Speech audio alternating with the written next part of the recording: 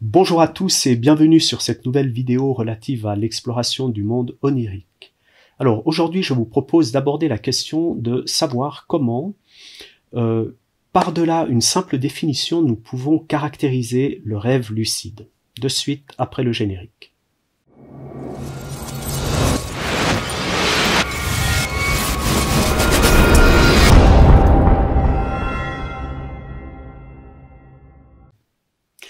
Pour les personnes qui ne me connaissent pas encore, je m'appelle Emmanuel, je vis à Lausanne et je travaille à Genève en tant que conseiller en insertion professionnelle, et j'ai aussi une autre activité professionnelle qui consiste à former et coacher des gens en rêve lucide. Donc c'est une activité que j'exerce maintenant depuis 2 ans. J'ai eu la chance aussi de pouvoir collaborer avec des professionnels de la santé, notamment pour tout ce qui touche la désensibilisation au cauchemar. Alors voilà, donc dans le cadre de mon activité professionnelle principale à Genève, je prends quotidiennement le train et je profite en fait de ces allers-retours qui me prennent 1h30 par jour pour travailler. Donc soit je travaille pour mon employeur, soit je travaille dans le cadre de mon activité sur de formation en rêve lucide, et puis aussi je mets assez souvent ce temps à profit pour transcrire mes rêves que j'ai fait la veille. Donc j'ai 1h30 de trajet tous les jours. C'est voilà, c'est vraiment une opportunité en fait pour moi qui m'est offerte d'avoir du temps à disposition.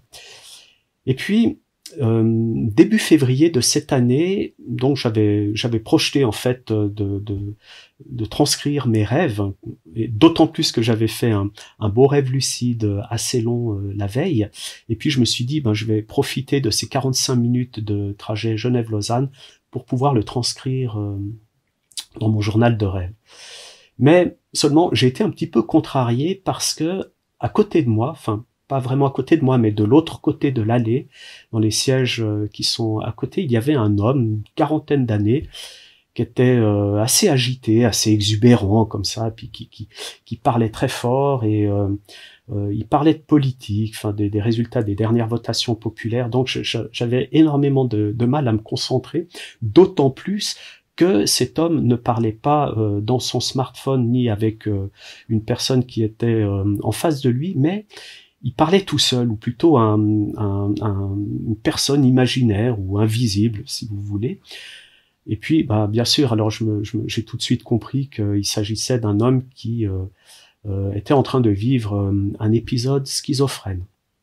Donc du coup, ok, j'ai fermé mon ordinateur portable et puis j'ai essayé de me détendre un petit peu, voilà, fermer les yeux, j'ai faire mes respirations, et puis de fil en aiguille, bien sûr, j'étais happé par sa discussion, et ce qui était assez fascinant, c'est que cet homme était mais à 200% dans son histoire, le truc de ouf, quoi. Il était complètement dans sa bulle, coupé du monde extérieur, et puis il m'a embarqué en fait dans son histoire, et parfois c'était tellement cohérent ces propos que j'arrivais à deviner ce que son interlocuteur invisible était en train de lui dire ou de répondre, voilà, par rapport à ce que disait l'homme, et puis aussi ses attitudes. Et puis pour une personne comme moi qui suis vraiment passionnée par les états modifiés de conscience, cette expérience a été enrichissante, et non seulement ça, mais elle tombait à pic. Pourquoi? Parce que en automne 2019, dans le cadre de mes travaux de recherche sur le rêve lucide, j'avais eu la possibilité de rencontrer un médecin psychiatre lausannois, avec lequel voilà, nous avons échangé sur le rêve lucide, et puis c'était vraiment une conversation très très enrichissante. Et puis j'ai repensé à ce médecin par rapport à la scène que je vivais dans le train, parce que ce médecin m'avait expliqué que un rêve, en quelque sorte, c'était aussi une forme de schizophrénie, dans le sens où lorsqu'on dort et qu'on rêve, on est totalement coupé en fait de notre environnement extérieur, et on est en fait totalement coupé de la réalité physique. Et puis, c'est exactement ce que vivait cet homme, hormis le fait qu'il était réveillé, qu'il ne dormait pas. Hein. C'est ce qui fait un petit peu la différence, mais il était dans sa bulle.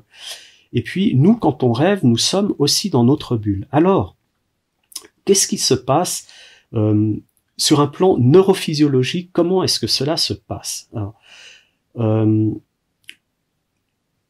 lorsque l'on s'endort et puis que l'on rêve, certaines parties de notre cerveau ou de notre psychisme ou de notre esprit, hein, tout dépend en fait du point de vue sur lequel on se place, hein, si c'est un point de vue matérialiste, psychologique ou spirituel, mais en tout cas il y a des parties de notre cerveau qui sont déconnectées. Et puis ces parties de notre cerveau qui sont déconnectées, ce sont des parties qui sont en lien avec la cognition, la métacognition, donc un petit peu les fonctions, si vous voulez, l'intellect, l'esprit critique, des fonctions qui nous permettent de pouvoir analyser les choses, de pouvoir réfléchir, de pouvoir décortiquer, comprendre. Et puis, il y a aussi la conscience réflexive de l'état de veille qui est déconnecté, c'est-à-dire que notre moi de l'état de veille n'existe plus lorsque l'on est dans un rêve, et c'est un moi onirique en fait qui se manifeste. Alors, vous allez me dire, mais si toutes ces parties du cerveau sont déconnectées, qu'est-ce qui reste? Eh bien, il reste des parties du cerveau qui sont plutôt en lien avec les émotions et les pensées. Et c'est la raison pour laquelle, lorsque l'on est dans un rêve, le rêve sera plutôt sous l'égide justement de ces pensées, de ces émotions, et tout le scénario onirique, mais aussi l'environnement onirique, va se modéliser, va se construire autour de ces pensées. Et là, je pourrais aborder déjà le thème de la matière onirique, mais je préfère garder ce thème pour une prochaine vidéo, afin de vous expliquer un petit peu comment la matière onirique, entre guillemets, peut se modéliser autour d'une pensée. Et puis, à partir de cet instant, hein, où on va dire le monde des émotions a pris le dessus, hein, parce que il n'est plus soumis au despotisme social, il n'est plus soumis à la contrainte morale, il n'est plus soumis à la société, aux lois, enfin vraiment il est libéré en fait de toutes ces contraintes. Alors ce moi onirique, qui est un moi émotionnel, va pouvoir s'en donner à cœur joie. En fait, toutes les émotions qui sont en nous vont pouvoir s'en donner à cœur joie, pour le meilleur, mais aussi pour le pire. Et là, je fais référence au cauchemar. On y reviendra tout à l'heure, mais maintenant j'aimerais faire un petit biais sur le rêve lucide et vous faire comprendre maintenant quelle est la différence entre le type de rêve dont on vient de parler et ce qu'est un rêve lucide. Alors, on pourrait très bien se contenter de la définition qu'une chercheuse une chercheuse anglaise qui s'appelle Celia Green a proposée à la communauté scientifique en 1968, et puis en fait c'est une définition qui a été totalement acceptée, et ben voilà, je vous donne cette définition, c'est: le rêve lucide est un rêve au cours duquel la rêveuse ou le rêveur a conscience qu'il est dans un état de rêve. Alors, c'est bien, c'est simple, on peut facilement comprendre cette question, mais pour les personnes qui sont débutantes ou qui n'ont encore jamais vécu ce qu'est un rêve lucide, appréhender le rêve lucide de cette façon, d'une façon un peu intellectuelle comme ça, c'est assez difficile. Il est assez difficile de se représenter le rêve lucide, je pense, à travers cette définition, et c'est pourquoi je vous invite justement à aller un petit peu plus loin avec moi dans cette exploration de la définition et de la caractérisation du rêve lucide. Alors, qu'est-ce qu'il se passe en fait quand on devient lucide dans un rêve? Eh bien, tout simplement, et je pense que vous l'avez déjà compris et deviné, c'est que toutes les parties, toutes ou parties, on va dire, les parties de notre cerveau qui étaient déconnectées, se reconnectent, pour une raison ou pour une autre, ça on pourra aussi en parler plus tard, vont se reconnecter, donc soit de manière lente et progressive, où vous allez vraiment sentir quelque chose monter en vous, ou alors ça vous tombe dessus comme ça, comme une illumination subite, vous récupérez toutes vos facultés intellectuelles, cognitives, métacognitives, votre intelligence, vos capacités de réflexion et tout, en fait, vous récupérez à l'intérieur de votre rêve et sans vous réveiller votre moi de l'état de veille. C'est-à-dire que vous êtes comme si vous étiez dans la réalité physique, mais dans un monde totalement onirique. C'est une réalité totalement différente, qui fonctionne avec des règles différentes, qui ressemblent bien sûr au monde physique, mais dont les propriétés et les lois sont pas du tout les mêmes. Et vous vous retrouvez comme ça au milieu de votre rêve. Et c'est là où ça devient intéressant. Pourquoi? Parce que vous allez vous rendre compte que dans cet état de conscience pendant le sommeil, vous pouvez, si vous le désirez, parce que c'est pas forcément une obligation, prendre le contrôle de votre rêve. Potentiellement, lorsque l'on est en rêve lucide, tout devient possible. Et si la rêveuse ou le rêveur prend la décision de prendre le contrôle de son rêve, que ça soit de manière totale ou partielle, la possibilité lui est offerte. Alors, maintenant, j'aimerais quand même faire une petite parenthèse parce que il y a beaucoup de personnes qui ont des confusions par rapport à ce contrôle du rêve. Ce qu'il faut savoir, c'est que un rêve ordinaire peut aussi être contrôlé. Quand vous êtes dans un rêve ordinaire et puis que vous êtes confronté à certaines situations, vous pouvez aussi prendre le contrôle de ce rêve, mais sans avoir conscience que vous êtes en train de rêver, mais vous avez le dessus sur le rêve. Et puis, quand il s'agit d'un rêve lucide, voilà, vous êtes consciente que vous êtes en train de rêver, et puis en plus, vous avez le contrôle de ce rêve. Et puis, c'est là où il y a un univers vraiment impressionnant qui s'ouvre à vous. Pourquoi? Parce que je dirais qu'il y a trois chemins, vraiment, enfin même trois autoroutes qui s'offrent à vous en termes d'application. Alors d'abord, les premières choses qu'on fait quand on est dans un rêve lucide, c'est hyper récréatif.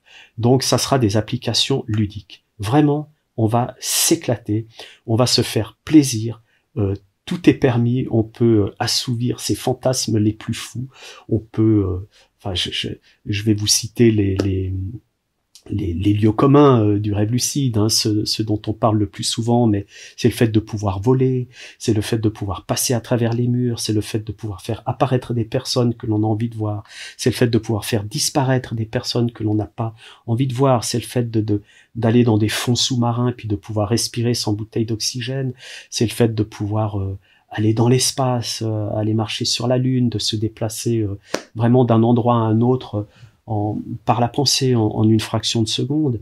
Et puis il y a aussi des phénomènes télépathiques, donc ça on en parlera un peu plus tard dans d'autres vidéos. Il y a des phénomènes, voilà, comme je vous ai dit, télépathiques, il y a des phénomènes de bilocation, il y a aussi des phénomènes où parfois vous pouvez vous retrouver sans corps, juste une conscience flottante. Ça c'est des phénomènes qui se produisent plutôt dans une phase d'endormissement consciente, en descente hypnagogique, où vous pouvez avoir une vision à 360 degrés qui est assez difficile à décrire. Moi, je l'ai vécu peut-être 2 fois, cette vision à 360 degrés, mais je suis incapable de pouvoir vous l'expliquer, de pouvoir vous dire comment c'est possible de voir devant et derrière en même temps, mais c'est assez fascinant. Et puis, il y a aussi un autre registre qui est vraiment très intéressant, et ça, je peux vous assurer que c'est vrai pour en avoir fait l'expérience. D'autres personnes pourront aussi vous dire que les résultats qu'elles ont eus avec ce type d'expérience, c'est les applications thérapeutiques. C'est-à-dire que à l'intérieur d'un rêve lucide, il est possible de pouvoir se soigner et, dans certains cas aussi, de pouvoir guérir certaines maladies. Bien sûr, pas toutes, mais en tout cas, certaines maladies ou troubles, on va dire, psychosomatiques, sont relativement faciles à traiter en rêve lucide, pour autant, bien sûr, que la personne soit motivée et envie de s'investir dans le rêve lucide, mais il y a des actes en fait que l'on peut poser dans son rêve et qui permettent de pouvoir régler en quelques secondes des problèmes qu'on se traîne depuis de nombreuses années. Et ça, je l'ai vécu. Je pourrais aussi vous faire part de quelques expériences concrètes que j'ai vécues et aussi que d'autres personnes m'ont rapporté. Et puis, le troisième volet, c'est un volet, on va dire, spirituel pour les personnes qui ont envie, voilà, de faire une démarche et d'essayer de mieux comprendre certaines choses dans leur univers intérieur, transcendant, on va dire. On peut avoir des réponses à certaines questions parce que, encore une fois, dans les rêves lucides, on peut évoquer et faire venir des personnages de rêves qui vont venir de très haut dans les strates oniriques et qui peuvent descendre en fait à votre niveau, répondre à vos questions et vous rendre des services. Et puis ces personnes-là, en général, enfin, on les appelle les guides, voilà, sont toujours extrêmement bienveillantes et à chaque fois qu'on les appelle, elles se manifestent.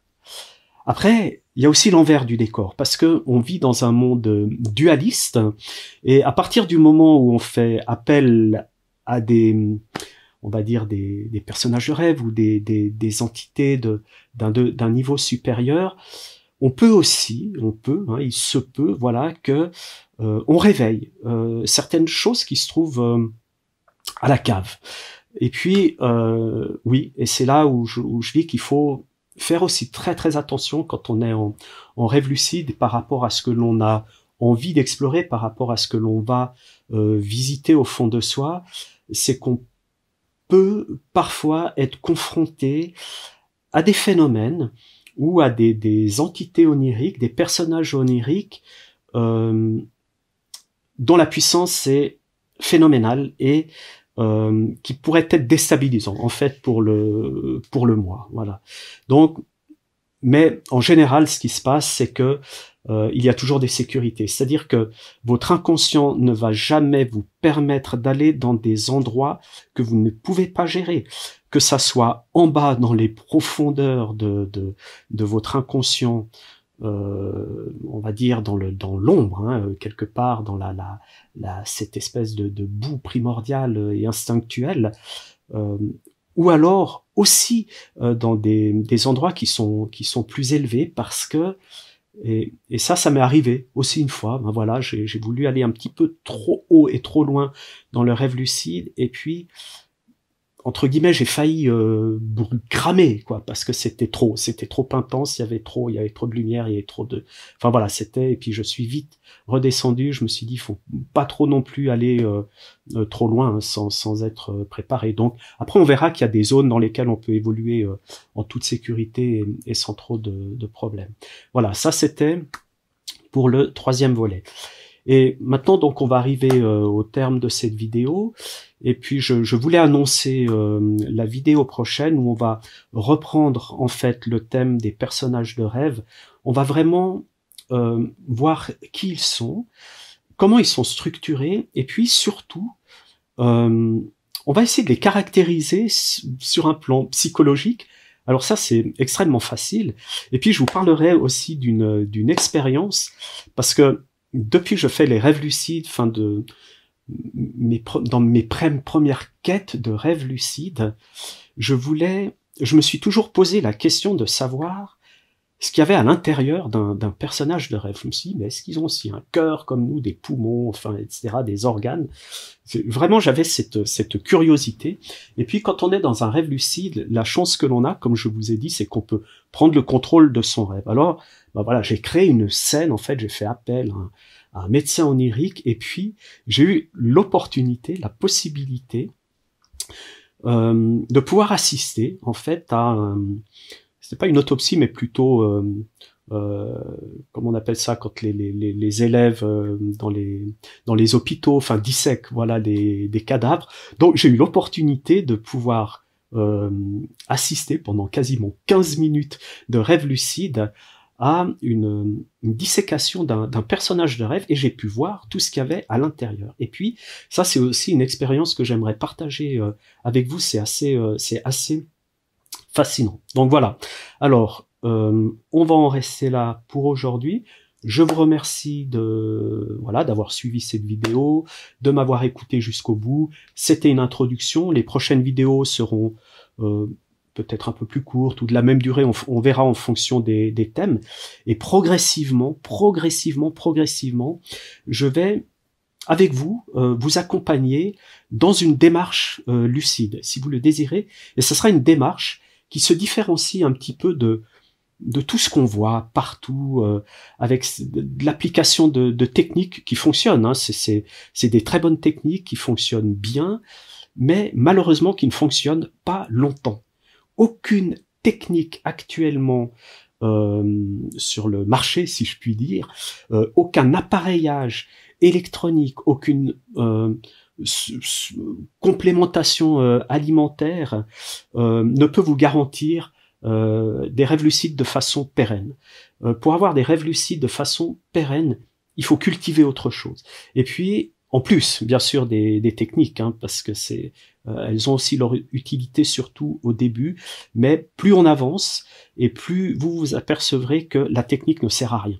Voilà, c'est autre chose. Et c'est ce qu'on va voir un petit peu, et c'est là où j'aimerais vous accompagner, et surtout, ne pas mettre la charrue avant les bœufs. Les personnes qui se précipitent sur les techniques, qui vont faire 1, 2, voire 3 rêves lucides dans la semaine ou dans le mois, souvent ça se dégonfle comme un soufflet, après il n'y a plus rien. Avant de planter des graines, il faut déjà préparer le terrain. Et on a le temps, on a vraiment le temps de préparer le terrain pendant 1 mois, 2 mois, enfin vraiment tout faire de façon à ce que les graines qu'on va planter puissent prendre racine, profondément racine, et vous emmener dans des endroits oniriques après, plus tard, une fois que vous maîtrisez la chose vraiment exceptionnelle. Voilà. Donc, je vous donne rendez-vous à lundi prochain pour une nouvelle vidéo, et encore merci. Et si cette vidéo vous a plu, n'oubliez pas de mettre un petit j'aime, hein, c'est toujours ça de prix, surtout quand on commence une chaîne, un petit encouragement c'est bien. Vous pouvez vous abonner aussi, et puis voilà, vous aurez les coordonnées de mon site internet. Si vous avez des questions, n'hésitez pas à les mettre dans le fil YouTube, je vous répondrai. Et puis vous pouvez aussi passer par le formulaire de mon site internet, mais en tout cas voilà, vraiment je me ferai un plaisir à répondre à vos questions, bien sûr par rapport à ce que je connais du rêve lucide, du monde onirique, du rêve ordinaire. Merci beaucoup, et je vous dis au revoir et à la prochaine fois.